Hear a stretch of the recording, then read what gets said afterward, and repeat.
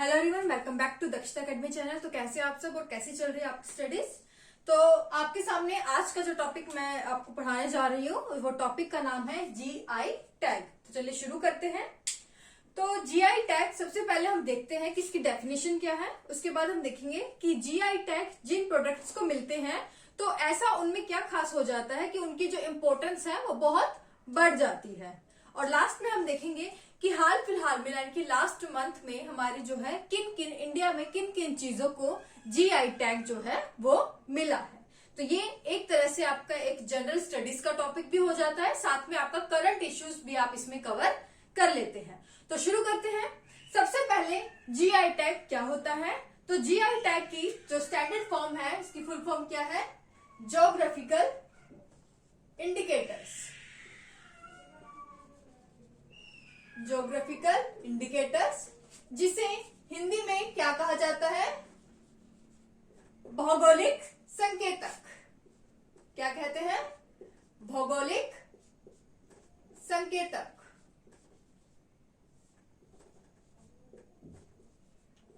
तो नाम से ही आपका कुछ आइडिया आप ले सकते हैं कि जिन वस्तुओं को जो है जीआई टैग मिलता है, जिन प्रोडक्ट्स को जीआई टैग मिलता है, वो जीआई टैग उनकी जो भौगोलिक क्षेत्र यानी कि जो उनकी ज्योग्राफिक है उस प्रोडक्ट से रिलेटेड, जो उसके आसपास का ज्योग्राफिकल एरिया है उससे रिलेटेड किसी प्रोडक्ट को जो है ज्योग्राफिकल टैग जो है मिलता है।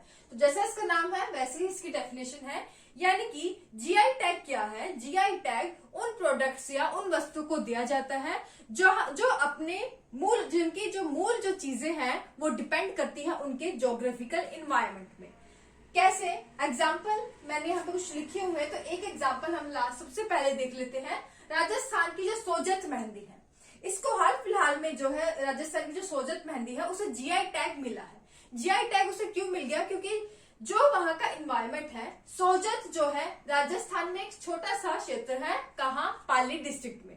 तो पाली डिस्ट्रिक्ट में जो सोजत में एक सोजत मेहंदी उगाई जाती है, ये मेहंदी की ज्योग्राफी क्या है, इसका भौगोलिक क्षेत्र अगर आप देखें जहां ये मेहंदी उगाई जाती है, तो इस मेहंदी के उगने के लिए जो है एक स्पेसिफिक रेनफॉल की वेट की जाती है, स्पेसिफिक वर्षा की वेट की जाती है। उस वर्षा में ही आपका जो ये मेहंदी का जो पौधा है ये आपका बड़ा होता है, उगता है। और वो रेनफॉल कितनी हुई है, वर्षा कितनी हुई है, उस पर डिपेंड करता है कि ये जो सोजत मेहंदी है इसका कैसा कलर होगा, लाल या फिर जो है ऑरेंज जैसा इसका कलर आता है।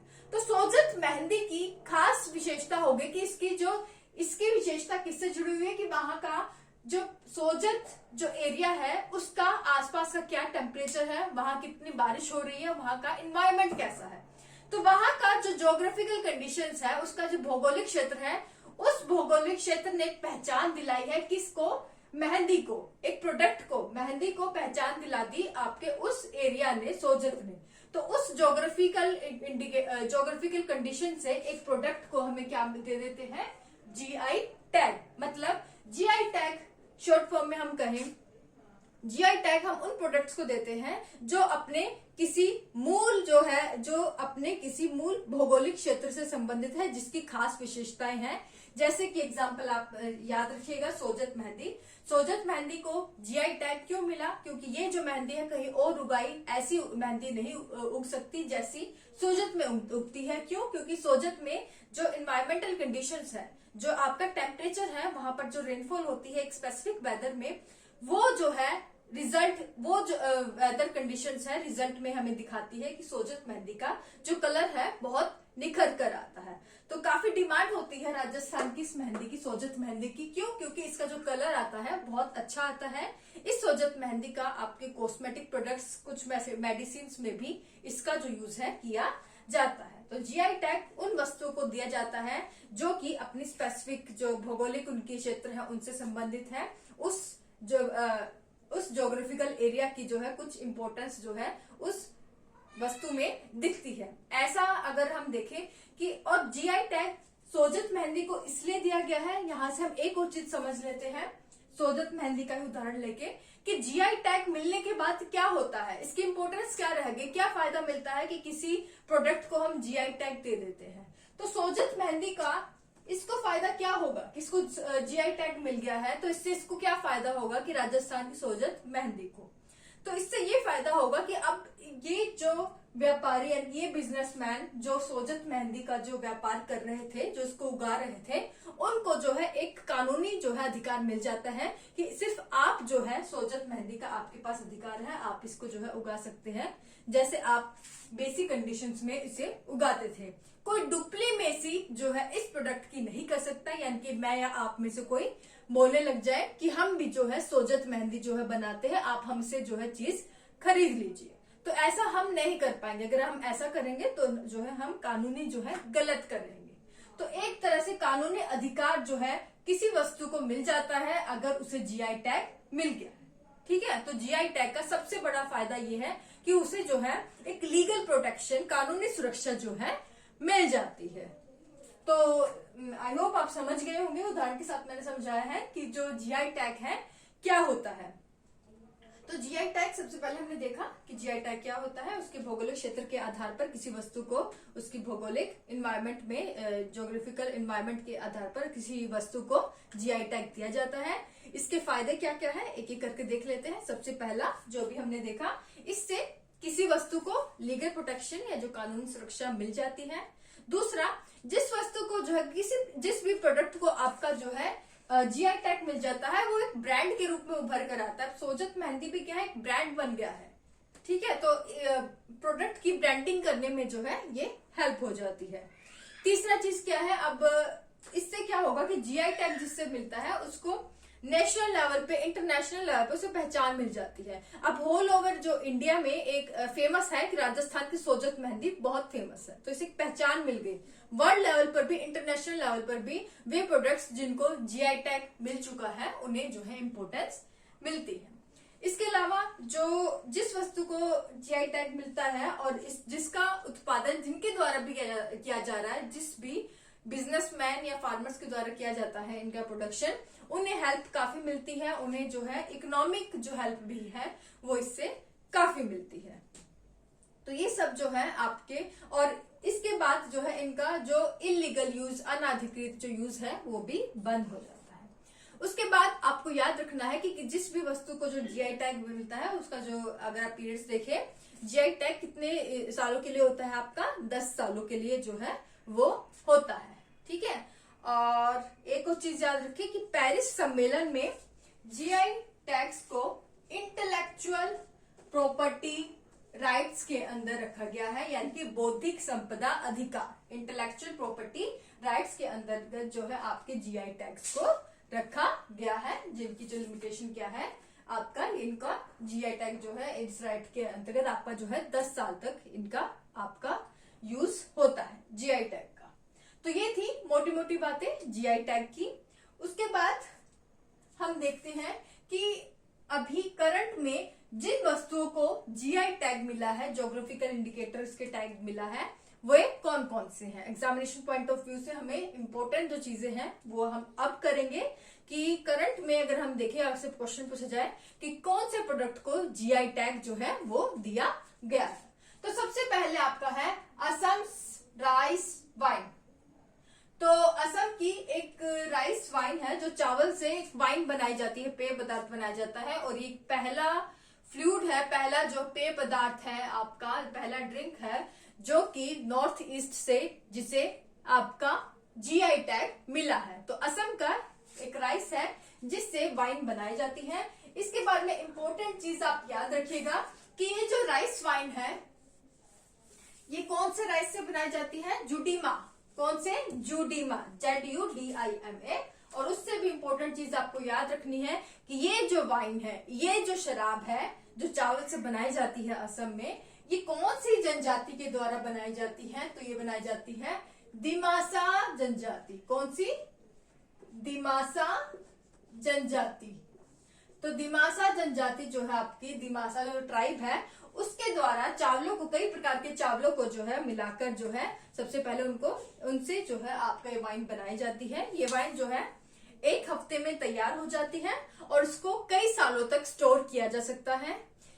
ये जो वाइन है पहले इसको जो पकाकर उसके मतलब अंडर स्टीम जो है इसे चावलों को पकाया जाता है, और जब ये चावल चिपचिपे हो जाते हैं तो इन चावलों में इन जनजाति के द्वारा इनकी जो ट्रेडिशनल जड़ी बूटी होती है कुछ, उसको मिलाकर ये जो शराब है, ये जो वाइन है, बनाई जाती है। तो असम राइस वाइन, जो जिसे हम क्या कहते हैं, जुडीमा राइस वाइन, असम में दिमासा जनजाति के द्वारा बनाई जाती है और इसे जो है जीआई टैग मिल चुका है।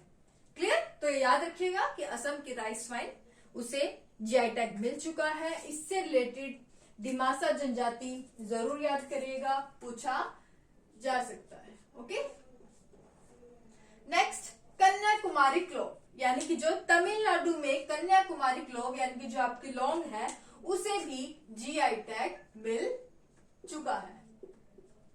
तो जो कन्याकुमारी में आपके कई मसाले का जो है, ये आपका मसालों के उत्पादन के लिए फेमस है, और उन मसालों में से एक आपका खास मसाला जो है वो है क्लोव यानी कि लौंग।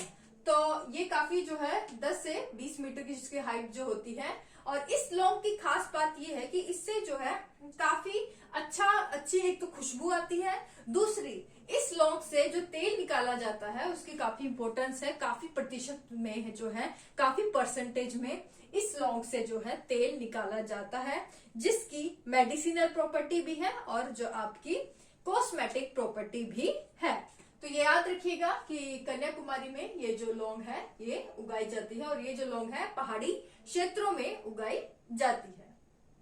नेक्स्ट मणिपुर। तो मणिपुर में आपकी दो वस्तुओं को जो है आपका जीआई टैग मिला है। एक है हाथी चिल्ली यानी जो आपकी एक मिर्च का नाम है जिसका नाम हाथी है, हाथी चिल्ली।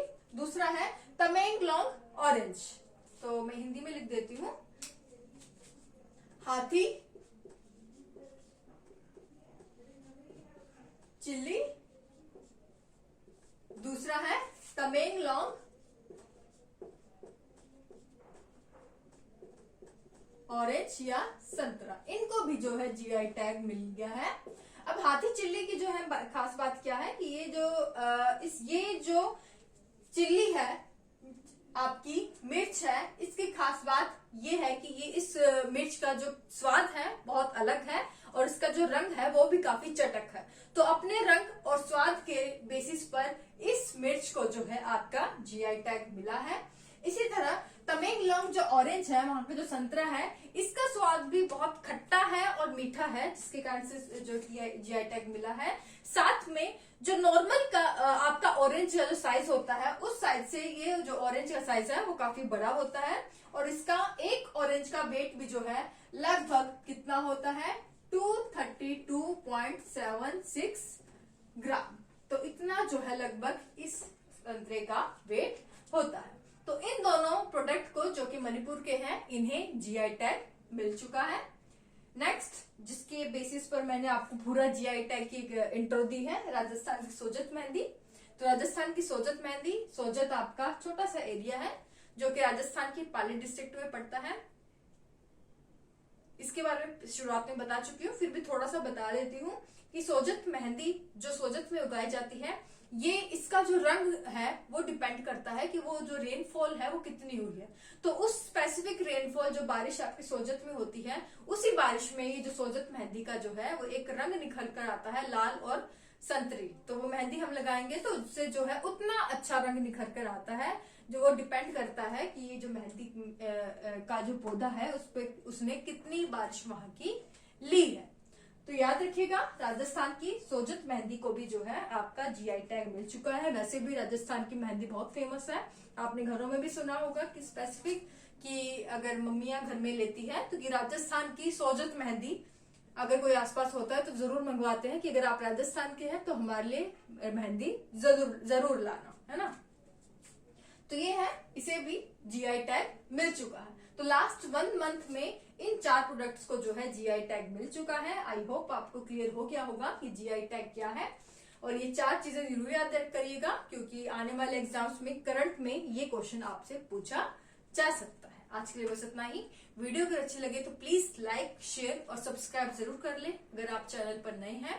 और अगर आप चाहें तो हमारा टेलीग्राम और इंस्टाग्राम पर आप हमें फॉलो कर सकते हैं, उसका लिंक नीचे डिस्क्रिप्शन में दिया गया है।